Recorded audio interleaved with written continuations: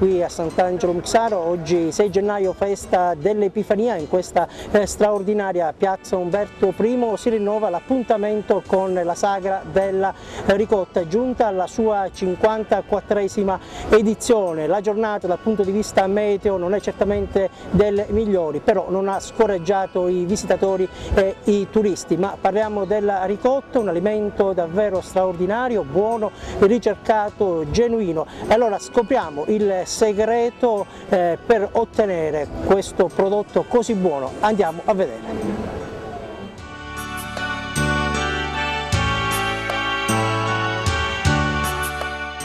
Il segreto può essere perché è fatta ancora con latte crudo, stile di una volta. Eh sì, forse è tutto questo, i pascoli che sono pascoli dolci, tutto questo. Cosa l'ha spinta fin qui? Il gusto di mangiare la ricotta fresca sicuramente. L'ho già provato? Sì. Com'è? Buonissimo, infatti ho fatto il bis.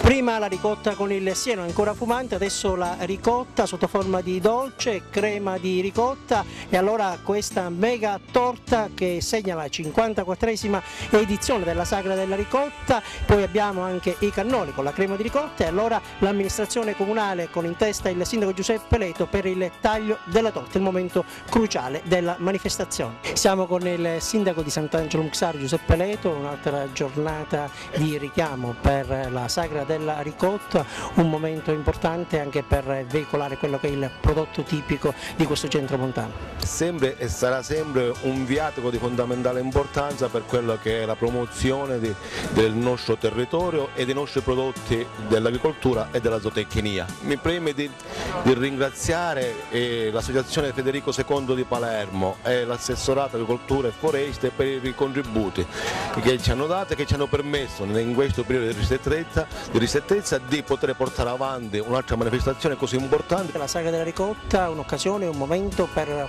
promuovere non solo il prodotto ma anche il territorio, tutte le sue potenzialità, il suo patrimonio immenso. Sì, sicuramente la Sagra della Ricotta è un trainer per veicolare l'immagine di Sant'Angelo, questa immagine naturalistica, questa immagine archeologica con un immenso patrimonio archeologico che forse non è secondo a nessuno.